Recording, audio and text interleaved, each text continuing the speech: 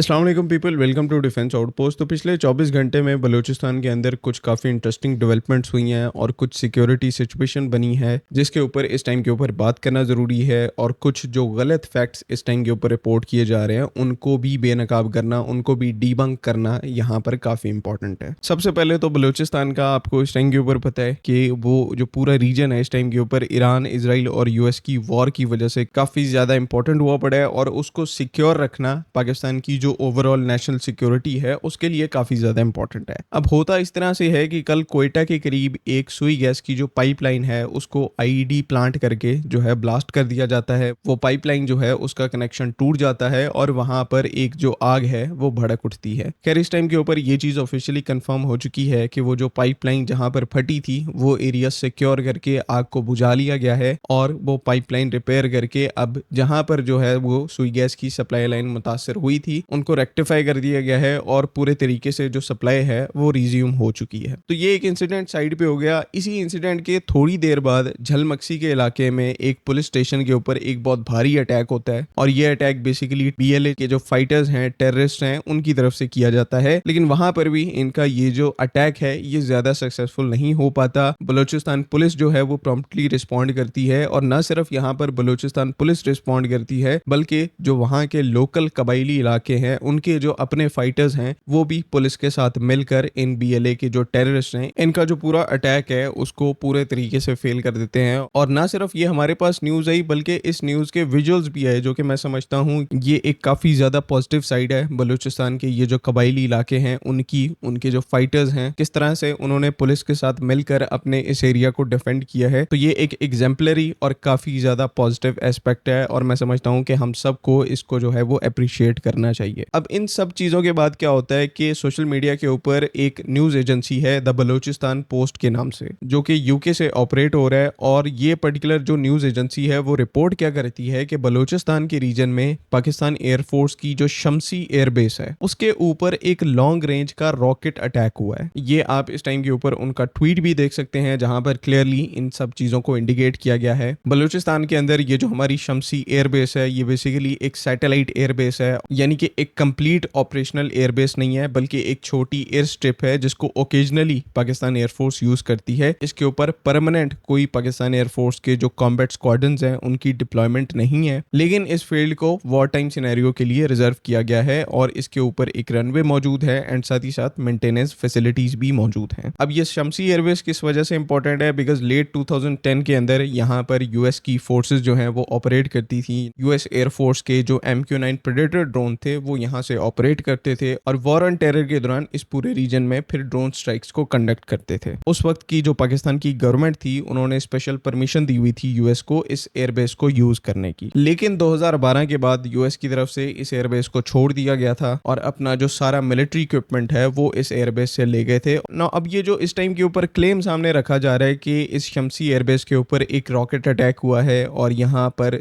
जो एक और क्लेम भी यहाँ पर रखा जा रहा है कि यहाँ पर एक बहुत बड़ा पाकिस्तान एयरफोर्स का जो रडार है वो भी डिस्ट्रॉय हुआ है। तो अब इन सब की यहाँ पर रियलिटी क्या है? तो फर्स्ट ऑफ ऑल तो जैसे मैंने आपको पहले एक्सप्लेन किया ये जो पर्टिकुलर अकाउंट है वो पाकिस्तान से नहीं बल्कि यूके से चल रहा है। दूसरा यहाँ पर एक तो हमने अपने तौर पर कंफर्मेशन की सोर्सेज के थ्रू कि क्या ये जो इस एयरबेस के ऊपर अटैक की अपडेट्स हैं ये एक्यूरेट हैं, तो वहां से एक सीधा जवाब मिला कि इसमें 1% भी जो है वो सच्चाई नहीं है। इसके बाद हमने इस पूरी सिचुएशन को वेरीफाई भी किया बिकॉज क्लेम यहाँ पर है कि एक लॉन्ग रेंज का रॉकेट अटैक हुआ है। तो जब एक लॉन्ग रेंज का रॉकेट अटैक होता है तो ऑब्वियसली जब वो रॉकेट इंपैक्ट करता है तो एक बहुत बड़ा ब्लास्ट होता है और जब ब्लास्ट होता है तो हीट जनरेट होती है। हीट सोर्स जो है वो काफी ज्यादा प्रोमिनेंट हो जाता है जिसको सैटेलाइट के थ्रू डिटेक्ट करना काफी ज्यादा इजी हो जाता है। तो हमने यूएस की जो नासा की फिल्म सैटेलाइट है जो कि फायर आइडेंटिफिकेशन सैटेलाइट है, पूरी दुनिया में कहीं पर भी अगर कोई स्पेसिफिक जगह पर टेम्परेचर ज्यादा हाई होता है तो वो जो सैटेलाइट है उसको पिन पॉइंट करके आपको बता देती है कि यहाँ पर कोई आग लगी है या टेम्परेचर वैसे ज्यादा हाई है। तो जब शमसी एयरबेस का आज का और कल का हमने फायर आइडेंटिफिकेशन का डेटा निकाला तो उसमें कहीं पर भी हीट सोर्स जो है वो डिटेक्ट नहीं हुआ, यानी कि कोई ब्लास्ट अकर ही नहीं हुआ। और जब कोई ब्लास्ट ही नहीं हुआ, हीट सोर्स ही एमिट नहीं हुआ, तो आप यहाँ पर कैसे कह सकते हैं कि यहाँ पर एक लॉन्ग रेंज जो रॉकेट अटैक है उसको कंडक्ट किया गया है और इवन एक रेडार भी डिस्ट्रॉय कर दिया गया है। क्लियरली यहाँ पर पता लगता है कि किसी ने यूके से बैठकर यहाँ पर प्रोपेगेंडा करने की एक सस्ती अटेम्प्ट अटेम्प्ट की है और उस प्रोपेगेंडा का जो कट्टा चट्टा है वो इस टाइम के ऊपर आपके सामने खोल के रखा हुआ है कि किस तरह से पहले सुई गैस की जो सप्लाई है उसको टारगेट किया जाता है, वो रिकवर हो जाती है, उसके बाद झलमक्सी में अटैक करके जो है वो इंतशार फैलाने की कोशिश की जाती है, वहां पर लोकल्स उल्टा आके जो है उस अटैक को फेल कर देते हैं एंड देन ये जो शमसी एयरबेस को या फिर पाकिस्तान की दूसरी स्ट्रेटेजिक इंस्टॉलेशंस को टारगेट करने की जो कहानी बनाई जाती है ये बेसिकली एक ऑनलाइन कैंपेन का पार्ट है ताकि जो इस टाइम के ऊपर रेगुलर लोग स्क्रॉल करते हैं इंटरनेट मीडिया उनको दिखाया जा सके कि बलूचिस्तान जो है वो एक कितनी कंटेस्टेड स्पेस है। नो डाउट सिक्योरिटी सिचुएशन यहाँ पर एग्जिस्ट करती है,